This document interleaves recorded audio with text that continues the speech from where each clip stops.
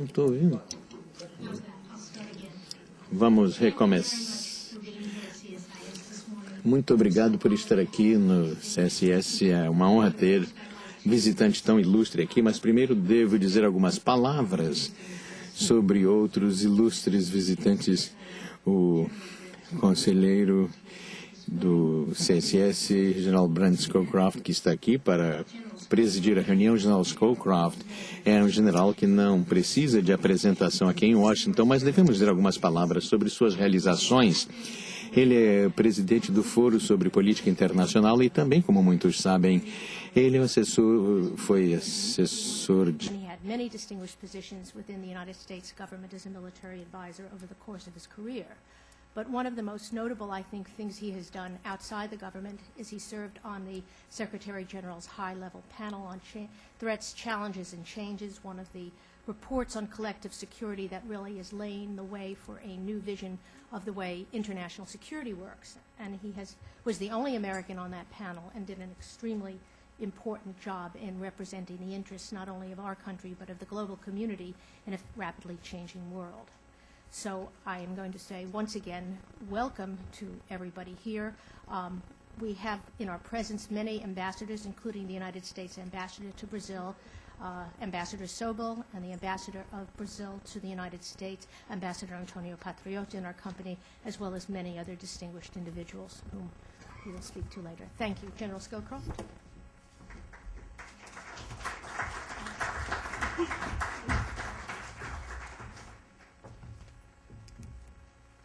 Thank you very much, Joanna.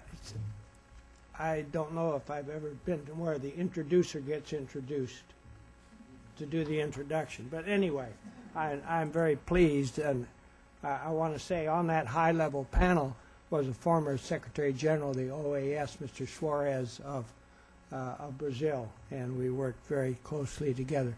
This is a distinct pleasure for me. It's very rare in my experience to find someone with experience in all three branches of government to high levels. Today we have such a person with us. His Excellency Nelson Jobim. In 2007, last year, President Lula appointed him as Brazil's Minister of Defense. And this is but the latest chapter in a most distinguished career. Let me call attention only to a few of the most significant in a remarkably varied pattern of activities. From 1995 to 97, Minister Jobim served President Cardoso as Brazil's Minister of Justice, thus getting credentials in the executive department. Following that post, Minister Jobim, who is an attorney by training, moved to the judicial branch. He spent almost a decade in its top tier and capped by a 9-year career on the Supreme Court, serving as Brazil's Chief Justice from 2004 to 2006. In the legislative branch, he served 2 4-year terms as a federal deputy in the Brazilian Chamber of Deputies. In addition, as a politician, Minister Jobim has been party leader of the PMDP. He was rapporteur for Brazil's constitutional revision in the early 90s. He has led Brazilian delegations in conferences on criminal activity, money laundering, human rights, social policy, organized crime, and drugs. His academic activities have included teaching positions at the Federal University of Santa Maria in his home state and at the University of Brasilia. And he has written books on electoral law. This is an important time, I think, for all of us. And I think this visit is an important one. The United States has been, understandably, preoccupied with activities in another part of the world. And Consequently, there has been a relative period of inactivity and inattention with one of our closest friends in the hemisphere. I'd like to point out that the first name in the now famous acronym BRIC happens to be Brazil. I think it is high time that with the world changing the way it is, that our two countries establish the kind of dialogue that is essential if we're to move forward in this very complex time. And I can think of no better way to start than with our distinguished guest today.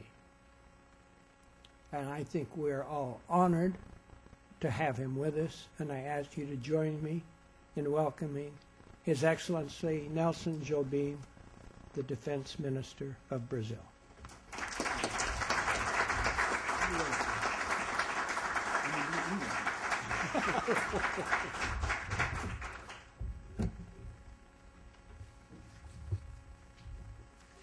Dizia o general que eu sou inocente.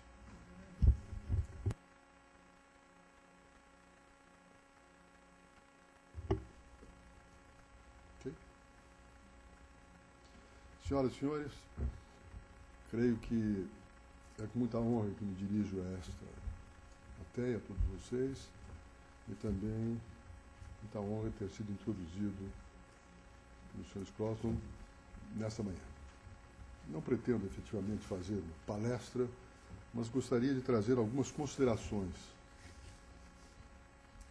sobre a situação da defesa no Brasil e também algumas observações sobre a América do Sul.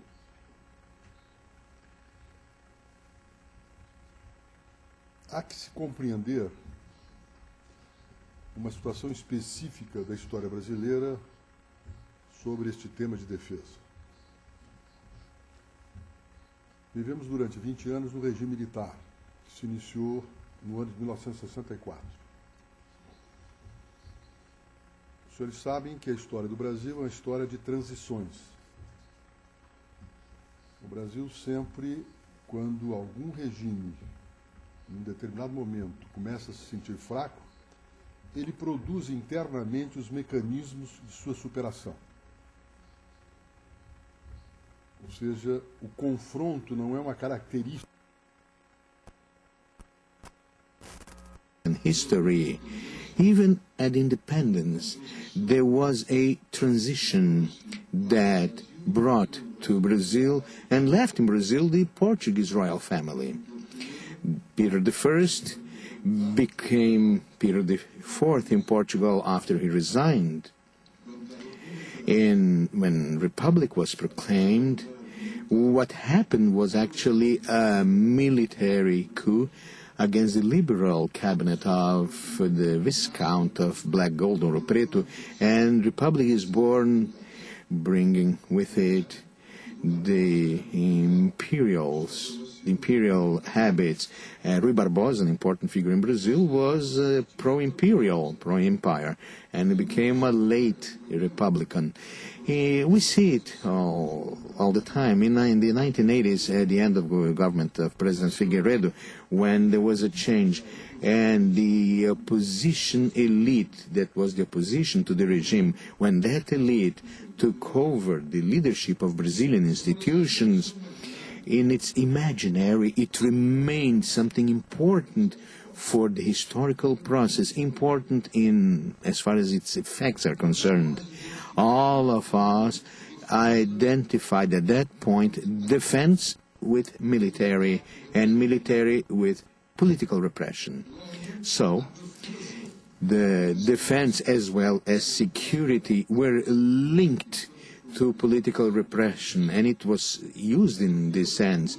Defense and security, and more especially defense, which I have to talk about, stayed outside, was kept outside the political agenda because of it. Nobody wanted to touch that issue. In 1986, 87, 88, when the Constitution was being elaborated, there were very seldom to have politicians who wanted to deal with that issue. Nobody wanted to know about it because it was seen as somebody trying to bring back the previous regime. So the issue and the policy of defense became exclusively a military issue and in a bargain relationship between the civilian power giving minimal resources to the military forces so that they will be kept alive, so to speak. In July of this year, after some resistance, when I finally accepted the invitation of the president to become the defense minister, and the reasons that led me to accept it were the problems that we are living now in the civilian area. There was a disaster, an air accident with TAM Airlines, and it was a very tense situation in Brazil vis-à-vis civilian aviation. But that's something momentary. You know that the issue of the civilian aviation is controlled by the military because of historical reasons. We discussed with President Lula about the need to put back defense into the national agenda. And we had to rescue the issue of defense with something that was necessary, related to the interest of the country and modernity, and it could not be dealt exclusively by the military. I was saying then that the military have the duty to evaluate the strategic possibilities of certain actions, but it belongs to the civilian power to define the task, to define the tasks to be developed. So, with participation of Minister Mangabeira Unger, who presently is the Secretary for Long-Term Issues, we created a committee supported by the President and chaired by the Minister of Defense to prepare a plan, a strategic national plan for defense. And the methodology we are using, we have applying it, we have the debates going on, and we want to finish this activity by September of this year. And the methodology is to identify tasks to be developed, to be executed. For instance, monitoring borders of the coast and the airspace in peace circumstances. This is a task to be developed by the forces. Monitoring in peacetime of our coast, of our territory, and the airspace. Another hypothesis: penetration of borders by a paramilitary force with stealth or non-stealthy help or complacency of a bordering country. That's another hypothesis. That is, we formulate different hypotheses and working hypotheses, and we ask each force what they propose to fulfill the task that was determined and identified. Once we have an answer on how the force will act, we pose some specific questions. One of them, the first one, after we got the response of how that force wants to fulfill its mission, the first question is, what changes in the profile and organization of that force is necessary in order to execute the task? That is, the force will keep the model existing so far, or do we have to change the profile of these forces, and including its organization, its geographical positioning even? The second specific question is linked to operational practices. What changes in the operational practices can help the right fulfillment, the correct fulfillment of that task? Profile, organization, operational practices. And finally, what new equipment are a priority in order to have a better fulfillment of the task. In other words, equipment that will be used by the forces is linked to the task as defined by the civilian power, and they have to define the way it will be executed. That has been approved by the civilian power, and the civilian power will determine the changes of profile, organization, and practices and equipment that become necessary. All of these hypotheses have the same specific questions. Actually, vis-a-vis Amazon, the Amazon region. You know that Brazil, of the 3 large geographic areas of Brazil, Brazil is part of the River Plate Basin and the Amazon. We don't belong to the Andean aspect that carry one of the 3 big aspects of South America. Now, transversally to all the questions, there is a questioning, a transversal question that crosses all of them, so to speak, and the forces also have to answer to that. What priority initiatives they have in order to contribute to the defense industry, and how those initiatives are linked to the initiatives of other forces. In other words, methodology applies sets and problems. That is, we want to remind that we have to consider 2 situations in this problem. First of all, the present situation of insecure peace in the world and the porous borders of Brazil. One element. And the second one, besides these porous borders, we are surrounded by a South American environment, some with huge problems of economic viability and the possible future situation in the world of a conflagration that will go beyond the concept of contained regional wars. All of this is an issue, not a fact, but an eventuality, a possibility. And in order to have a force that would dissuade enemies, that we have to answer that. And we want to close that work already. We started the discussion with the forces.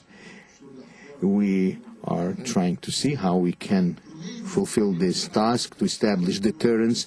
The first impact with the forces was the action of self-protection. You know that those changes that take place in the world always are delayed by the most solid institutions, and we have to keep in mind that armies organized for conventional wars are of very little use in the modern world. We should understand the changes, the alterations that the modern world imposed.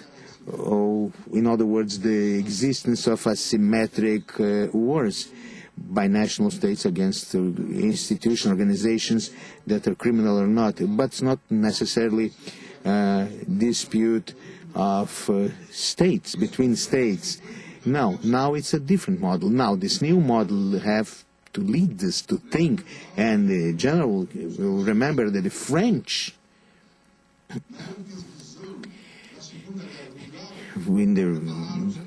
before the Second World War, they prepared themselves for a war that would be similar to the First World War, and they built the Maginot Line with the fixed lines. And the Germans came with the Blitzkrieg, and in a few weeks they took over, notwithstanding the warnings of General de Gaulle about the need for mobility. Well, in our opinion, we need, as far as Brazil is concerned, to create an operational and technological group for the army. But we have to take into account that the Amazon and the River Plate basin of Brazil, they require a completely different preparation because it's different. Armored troops in armored forces in the Amazon is unthinkable. You cannot get into there. What we need in the Amazon is the model of soldier that we have who is prepared for the war in the jungle, with actions that are very, very much a guerrilla kind of action and not conventional war. But if this applies to the Amazon, it does not apply to the southern part of the country. In the analysis we prepared at that point, it was said that our border problem is to the west. And the mass of the armed forces barracks are in east, because the issue of the western borders only became a possible problem in the 20th century, and the tradition of the army was to have its barracks on the least big barracks in Rio Grande do Sul, because of the peculiarities and the problems that we could foresee in the beginning of the 20th century in Argentina. And everything close to the beaches was great for the military. The beaches are wonderful in Brazil, by the way. But our problem wasn't that one. So we are checking that, verifying that with complete transparency, tranquility, and with great seriousness with the Brazilian officers. And this implies in one thing: national capabilities. When we are dealing with equipment, Brazil cannot become equipment that is a shelf equipment that will stay on the shelves. It needs the technological capability of generating a basic defense industry, a Brazilian industry that might provide capability to the Brazilian forces. Conflicts and tensions between countries, when they occur, the first manifestation is that the exporter of military products will cut its exports. And if the input of the Brazilian armed forces will depend on importation from countries, it cannot deter. You just cut the provision and there is no deterrence. And this is why Brazil developed in a very successful way its program of enriching nuclear fuel. We have already the full cycle to go from the yellow cake to go to the enriched product. So that is why Brazil is now looking for partners. We are talking to France, so in order to build in Brazil of the non-nuclear part of the nuclear propulsion submarine, take into account the extension of the Brazilian territory, the extension of what we call the blue waters of Brazil, which is exactly where we have today the great wealth in oil and energy. And this is why we are going towards this partnership, so that we will affect the system. Remember, keep in mind that we have 3,559,000 square kilometers of exclusive economic zones.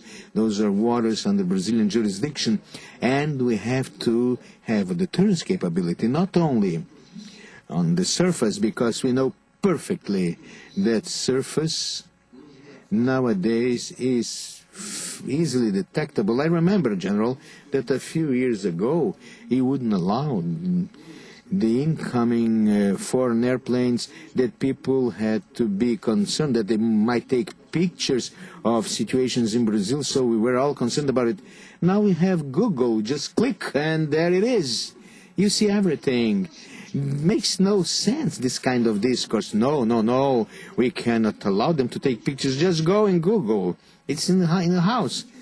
They're coming into your house practically. So we have to have that modernity of perception for this situation. And this is what we're doing in Brazil. We're discussing the preparation of this kind of plan, this concern to prepare short, medium and long term of national capabilities, technological vanguard and national capabilities.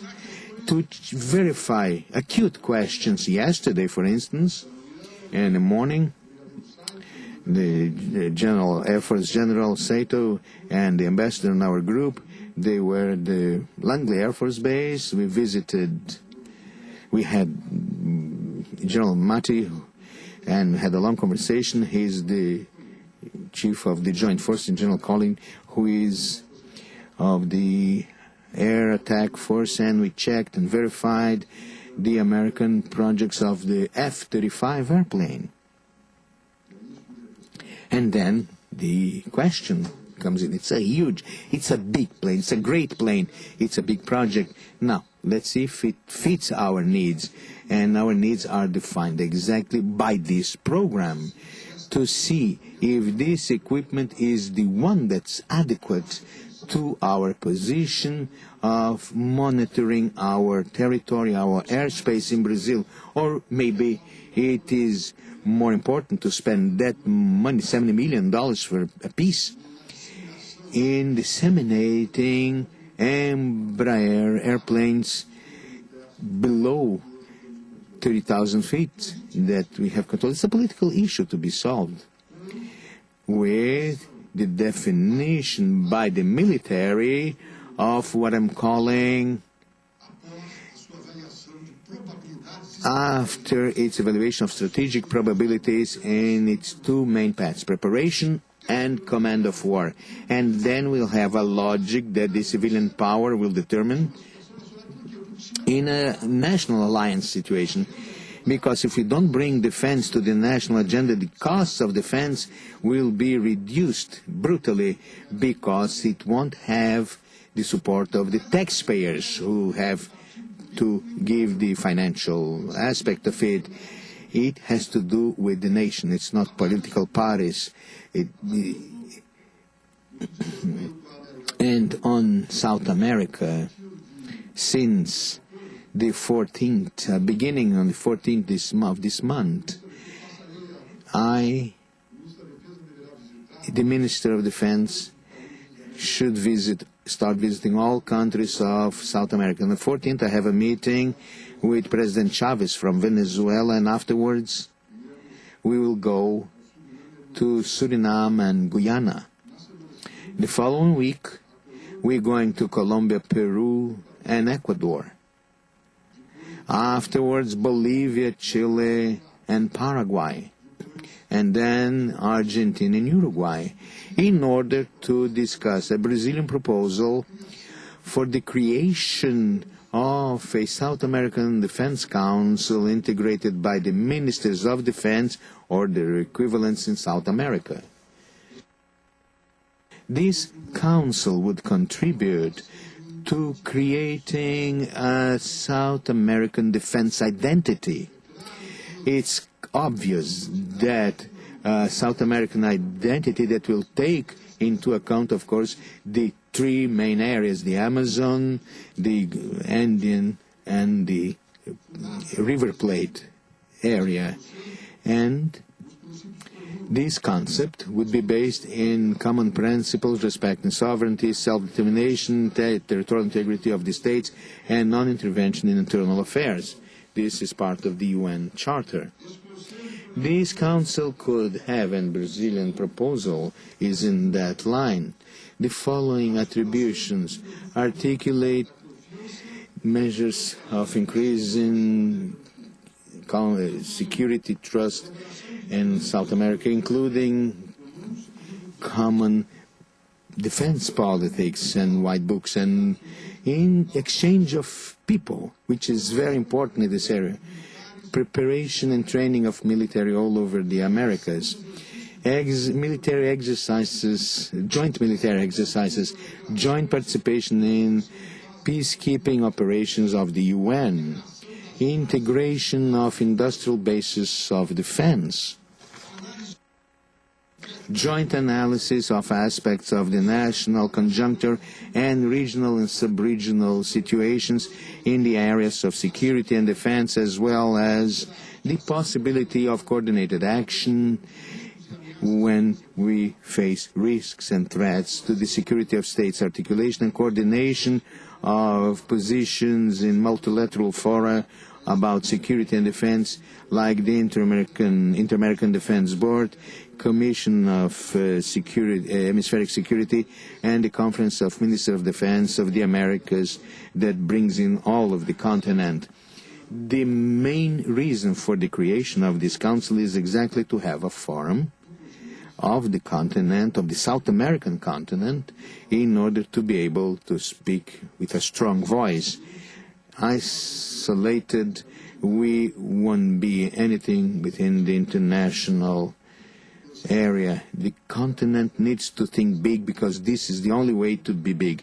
Whoever thinks small knows that we'll remain small, and we'll discuss dust that's on the refrigerator or something like that. This is our objective. That's true, that's true. Women could tell you that. This concept could be concentrated on the exam of political and strategy issues in the region, and it might be the appropriate environment for debating regional problems. We know, for instance, that notwithstanding Brazil not having any border conflict, no problems on its borders, everything solved. The Rio Branco Baron solved it at the beginning of the 20th century, was in the foreign ministry. But we know that the continent does have border problems. Venezuela didn't recognize the Pope's decision on the Essequibo region that belongs to Guyana now. We have a problem there of Chile, for instance, Bolivia and Peru, as far as Bolivia's access to the ocean north of Chile. Those are issues that are sleeping there. We have to take into account the possibility of, in case this comes up again, we have to talk through exchange of experiences, personal relations that are essential in this area, the possibility of having military officers in all of Latin America that have a link among themselves, that they probably studied together, they were colleagues together, and then we'll be able to solve our problems. It's a moment, gentlemen, ladies and gentlemen, of having, in this perspective, a concept of defense that would face important issues, would tackle important issues, which is the case, for instance, of the use of defense instruments in fighting organized crime. Should it continue outside the range of the armed forces or not? We should bring it to the table and open a debate on that. In Brazil, one of the basic discussions we're having is about the use of armed forces in urban conflicts that take place in Rio, the shantytowns problems, crime problems. In the Brazilian jargon, we call it using armed forces to assure law and order. GLO in Portuguese, that's the acronym. We have expertise in that. Brazil has shown complete expertise in dealing with urban issues with its activities in Haiti. Through those activities was demonstrated. It was exactly an urban problem that we tackled, and on the other side we also had organized gangsters, especially in Cité de Soleil, which is the classic one, so to speak. And the success of Brazilian troops is absolute, it's complete in this area. The way of controlling the urban environment. It's difficult that the troops cannot be used to do that in its own country, but in order to be used in its own country with this goal, there is a basic problem that nobody talks about or nobody has wanted to discuss but has to be faced, which is the legal statute of these troops. One thing are Brazilian troops operating in Haiti under the UN flag with the legal statute defined by UN resolutions and accepted in Haiti through treaties by Haiti with the UN. Another issue is to use these troops in Brazilian territory, which we have to use the local laws, Brazilian laws. We had an example when in 1995, I became the Justice Department during presidency of Fernando Henrique Cardoso. I became Minister of Justice. And the previous government of Itamar Franco, who became president when President Collor was impeached, we had sent troops to the Rio de Janeiro to control some shanty towns, favelas. Then we closed that work in February 95. But many soldiers who operated in the troop are answering to in the common justice because of acts they performed during that mission. You cannot try to use troops of that kind. In order to use the troop, you need the statutes. You have to know what statute, what law can be prepared. Those are very curious problems, by the way. You remember that in Brazil, for a time in the 90s, was very much discussed at the Chamber of Deputies, and I was the chairman of the Justice Commission at the Chamber, and we're discussing the new models of police investigation, like bugs and so on. One of them was we should call the infiltrated agent, a police person that we put inside, a mole that we put inside a criminal organization. And it was very interesting because everybody agreed on how efficient that the agent would be. So I, whom an old lawyer, I said, since we all agreed that we should have this model of infiltrated agent, of a mole, the question we have to make is what crime can he commit? If you take someone from police and put it inside a criminal organization and say that you cannot commit a crime, you're killing that person. So how far can he go? Can he violate women? Can he steal?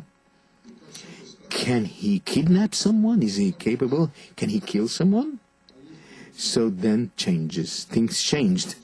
That essentialist conception of the concept of crime, very typical of our Aristotelic and Thomist culture, made any kind of discussion inviable. The same goes for this problem. What actions can the military perform assuring law and order that cannot be pursued by the common justice? Why? Because it's internalized in ourselves the use of force in conventional war, where the individual on the other side is the enemy.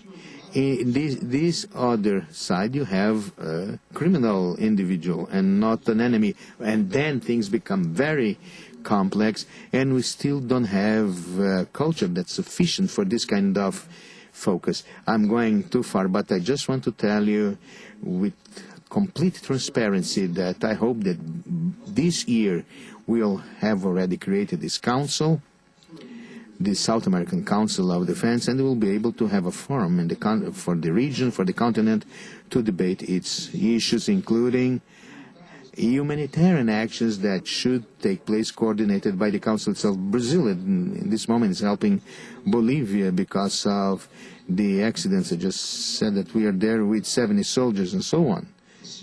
But if we can coordinate that in an organization of that nature, it will become efficient, and we have the cohesion of a great continent that needs to leave its rhetoric flight and go into concrete actions that might lead to development and peace in the region, essentially take into account that freedom coincides very much with economic development.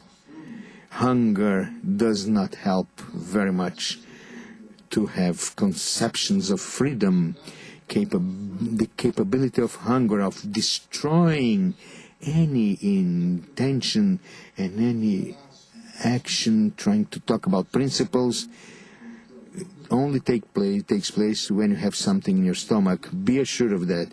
Brazil wants to contribute with its own development, with our region, in order to achieve that. And the United States could also think in this kind of situation and contribution that they could provide to Latin America, but from a level, eye-to-eye level with each other. Thank you very much.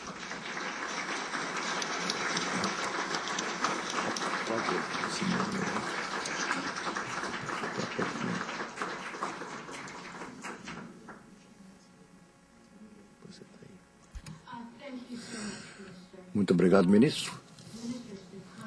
O ministro teve a bondade de aceitar quaisquer perguntas que haja da audiência, então temos o microfone instalado para... Please, we'll begin the question period as soon as the minister gets his earpiece on. Yes? This.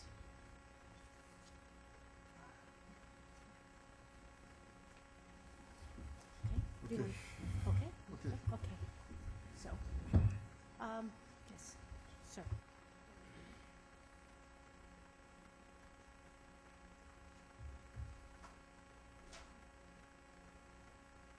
Yes, I'm Richard Downey from the Center for Hemispheric Defense Studies. Mr. Minister, thank you very much for some fascinating remarks. And I wanted to ask you about the Defense Council, the South American Defense Council that you mentioned. No. Por favor, continuar. That's right. I wanted to ask you about the South American Defense Council that you mentioned. And you're going on a visit to Venezuela, Ecuador, Bolivia, and all the other countries throughout South America. And I wonder if you might comment on Hugo Chavez's recent remarks on a military alliance through ALBA, the Bolivarian alternative. I wonder if the South American Defense Council, if you see any particular tension with this effort on the part of Hugo Chavez, or perhaps is this a reaction or response to this effort by Hugo Chavez? Bem, a questão... I want to say that the first thing in this type of proposal or conduct, it has a lot to do with diplomacy. I follow a biblical rule. Each day with its agony. And the conjunction of agonies does not produce any favorable thing. At this moment, what we want is to create the council. President Chavez has an interest in the creation of in the formation of this council. I talked to Chavez in February when I went in a visit with President Lula. Lula exposed the model that we intend to do. My trip to Venezuela was to define the acceptance by President Chavez in this minimal agenda that I refer to. The existence of the council will make it viable for other problems to be taken into consideration in the future. And the future only can define this, because if we anticipate everything, we may not end up having the council after all. So it's a strategic situation, so we have to convey that theme in a way, because the council is not against anyone. It's a council to include positions, unification of units, points of view and work for all South America. Mark Snyder.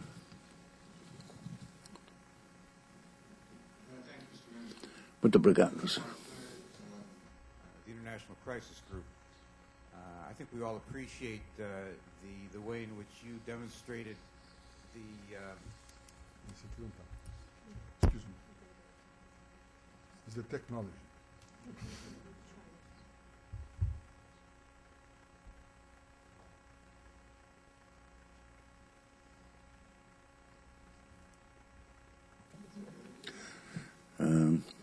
Can you hear me, everybody? Nós todos apreciamos a maneira como o senhor demonstrou, examinando as questões legais quando eles se aplicam às forças militares.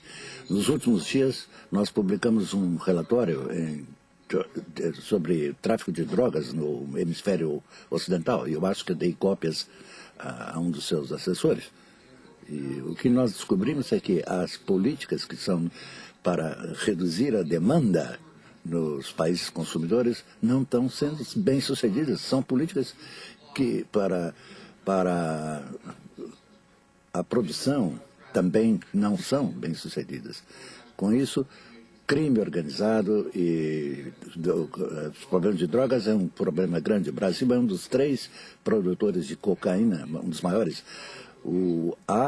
Está havendo um aumento no fluxo de cocaína para o Brasil, assim como tem havido um aumento do consumo na América do Sul.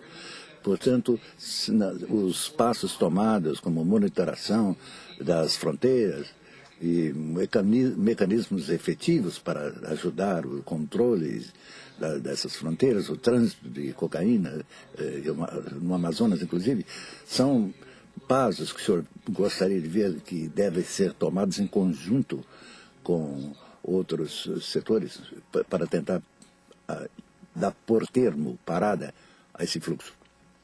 O instrumento que temos, veja, o problema da cocaína naquela região é um problema que se localiza Bolívia, a produção, Bolívia, Peru, com refinamento.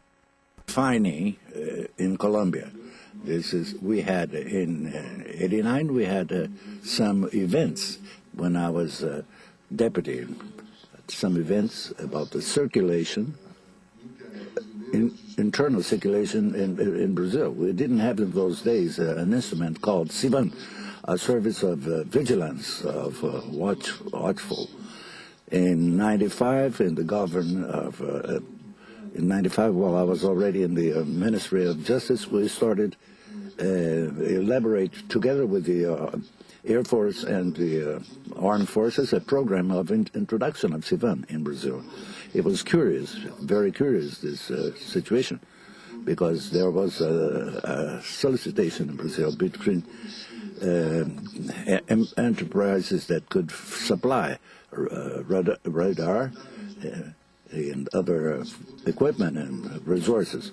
So an American, Raytheon, and a French company called Thomson today is Thales in France that produces this equipment. There was a dispute between the State Department of the United States and the Department of Commerce because the State Department didn't want to authorize these instruments to be transferred to Brazil. But then after a long discussion and a dialogue, the commander and the chief of service of drugs here in the United States was McCaffrey. So I had a lot of contacts with him. Today, we have installed the services of watchfulness of the Amazon, and we have an understanding with Peru, with Colombia, Bolivia, and Ecuador that integrate the Amazonic process that has to do with transferring the technology through CIVAN to supervise all this region. The Air Force of Brazil, the port of CIVAN is headquartered in Manaus, so these efforts are being developed so we can have this type of situation under control. We have to make political accord in consumer countries too, and so the consumer countries are to be fought. So I should count that in 1989, I came to New York, and our ambassador in New York was Dr. Paulo Nogueira Batista. He has already passed out. I watched a very curious debate at the United Nations about the drug consume. And there was a senator of the Republican Party that sustained and discussed with the Brazilian ambassador about the fight against the drugs. And the Brazilian ambassador then showed to the American senator that the largest purchaser, buyer of acetona in the United States was Colombia. And this is an element that is one of the basic elements to refine cocaine. But business is business, as said the senator. This meaning that there were actions, they didn't want actions that could be working on the precursors. So later on, in the mid-90s, there were the agreements formed about these basic elements. And this was a general, there is no doubt that this is a big worry. But it's not possible to control drugs without monitoring from space, because the Amazon region, I don't know if you've been there, the floras, the jungle covers everything. As a Minister of Justice, I went to the region of Medellín, near Colombia border and Bolivia, for a program of destruction of landing sites that have been constructed by the traffickers of drugs. They would take a paste of coke to Peru, going through Colombia and Brazil, but they needed to. They used a small. They needed small planes and little landing sites. So we went along to destroy them. In the Amazon, you don't see anything. To see a river, you don't see anything because the jungle hides everything from you. So when approaching one of the landing sites, I looked down, there was a helicopter, and there was some plane a little larger than this, a little more than the size of this room. And so the pilot said, look, there's the landing strip. There was 1,500 meters of jungle covering the whole thing. So to find these sites, it's almost impossible. You have to do the monitoring that we're doing in the region now, in relation through the Sivan that we are developing together with the collaboration of several forces and friends. So in the Amazon region, about 2 or 3 weeks ago, we identified a little production of cocaine within the Brazilian territory through this system of monitoring. So all that was burned, and we fought that.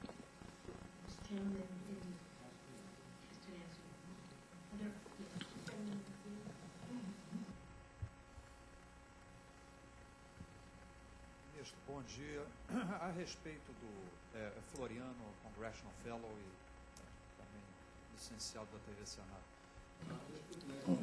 F-35, does it take part in the process of licitation that is dragging, or how is the process of licitation? Does it continue? Colonista Rice was in Brazil recently and talked to President Lula, and she mentioned about this council. Do you have any news about the perspective? I have just met with the Secretary of State. I had met Bill Gates, that was the Secretary of Defense. We talked for a long time with Dr. Rice.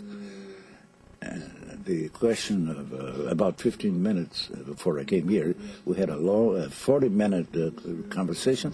So I showed to her what we were doing. I was not asking her for her permission, but just informing her about what we are doing. And she thought it's extraordinarily interesting, this initiative. And including Mr. Gates had asked us about in which way they could help. So we said what the United States can help with at this point is to just watch us and stay away, because we're doing this in South America, which is an effort that is recognized by the United States. But I want to leave this very clear. The transparency. The talks we had here in the United States are absolutely transparent. So this is very important for the continent. This is what we said. And we notified an international partner, that is the United States, but I left it very clear that this decision was ours, an internal, and that this is clearly a South American problem. So I was welcomed, and she praised the initiative. She said it was very important in the international for the international sector. So we are advancing very fast. Your F-35 is not subject to licitations, but the problem of the use or not the use of planes of this nature, perhaps a plane that's going to cost $70 or $60 million. We have to balance this against our interests. So this is a discussion that goes through the plan, the strategic plan of defense, to find out if this is necessary for monitoring our efforts of monitoring. We have an extension of 22 million kilometers, square kilometers. So the visibility that we have to have monitoring, because you know that the radar are a species of flashlight. They are on top, but you have triangular spaces underneath that are not seen. That's why we need the monitoring planes. So let's imagine that were only 10 million. That would cost $700 million for 10 planes, or $700 million for what is more important, what's more effective. The answer is the plan of strategic defense. Thank you very much. Temos tempo para apenas mais uma pergunta, esse cavalheiro aqui. Thank you, Minister.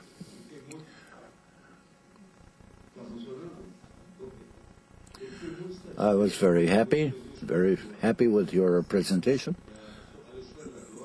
Ambassador, Brazilian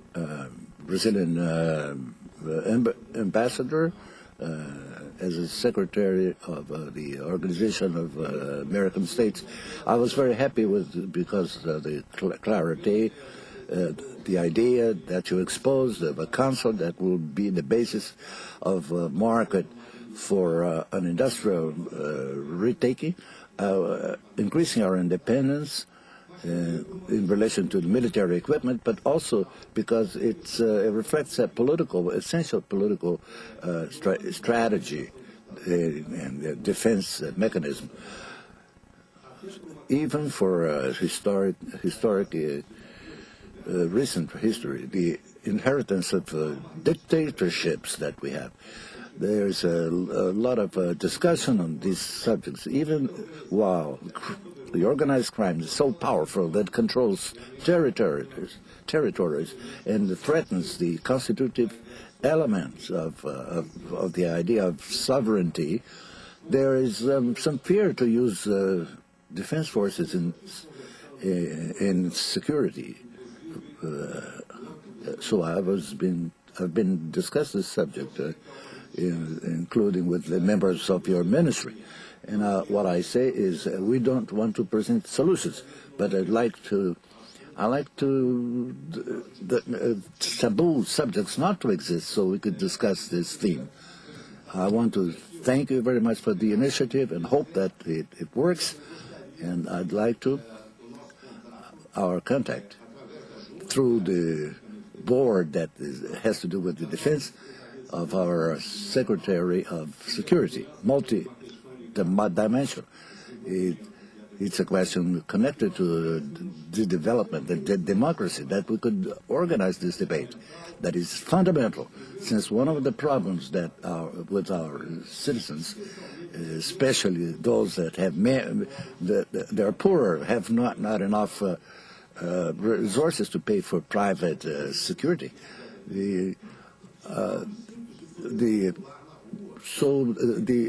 The individuals can circulate, can walk through the streets without being threatened. So I'd like a very brief comment from you, how you see this use of forces in exceptional situations, in internal circumstances.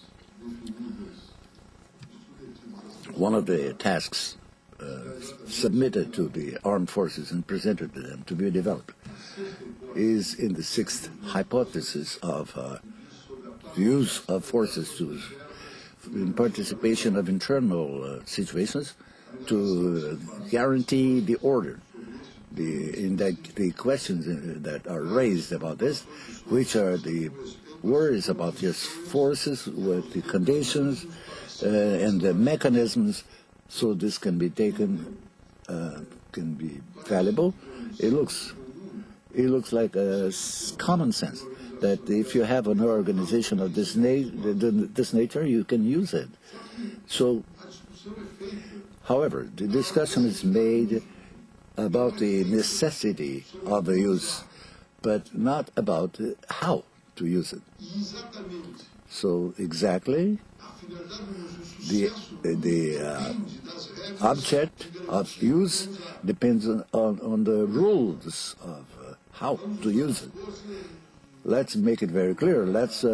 We use, for example, the forces in the problem in one shanty town in Rio de Janeiro. Do you think a sergeant will tell a soldier should open fire when he is going to be criminally responsible for that?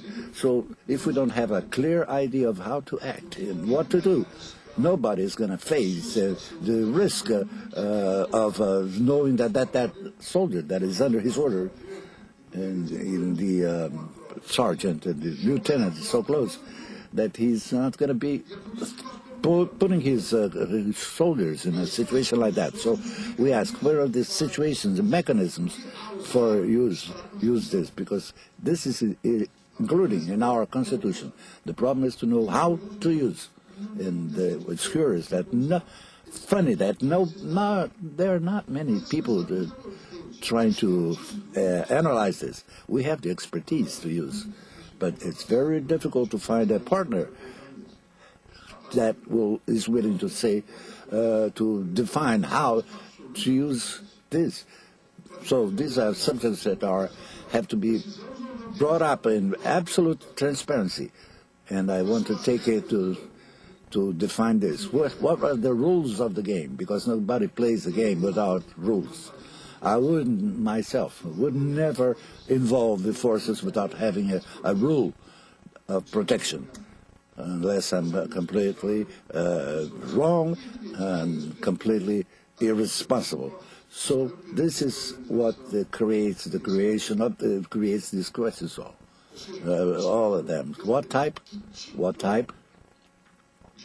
of education and formation in the academies is necessary. In the studies that they perform, all has this to be defined. Otherwise, this won't work and will not create solutions. So we have to have transparency to face this. In my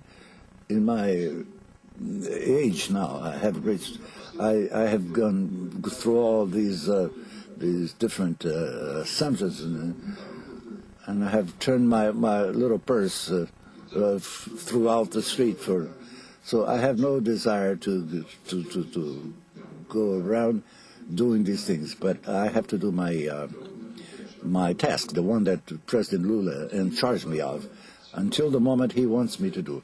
If we don't run ahead, the preoccupations mentioned by the ambassador become discussions that will be only academic. I have the experience, and this is a fundamental point. We have to have results, not only discussions. operating in a basis of mistakes at times and successes in others, but we hope for a doctrine that will give us the guarantee to develop all our efforts, and I want that it's fundamental that you think in these terms, because in Brazil, when there was a process of 64, the military forces, the police, and those linked to the public security became started being controlled by the National Army. So since 1930, those forces that controlled everything, that was a decision of Getúlio Vargas, the dictator, to chop off the arm of those forces. So the Union cut the possibility of the governors or anybody else in the civilian field to act, and everything was reserved. The dominance was entirely by the army, and so the Superior School of War in that time created the concept of internal war to allow for the forces to be used internally to combating communists and other political enemies. With this decision to use the military police, they took to the army not only the equipment of the effective, but the instruction, the military instruction. And by doing this, taking everything to the army, the academies of military police, there were instructions passed on to them, to the infantry soldier, when the instructions should be coming from a different from an infant. So there was a tremendous confusion and the impossibility of the military forces to deal with the enemies. So we have this great distortion in Brazil that changed everything. So we had to redo the whole curriculum, integrate this curriculum, because now it is now possible. Why? Because this is a national problem. It's not only military problem, and has transformed into a nation problem. So the militaries are the ones that, I say it again, that will evaluate the strategic probabilities of the necessary actions defined by the civilian activity. Thank you.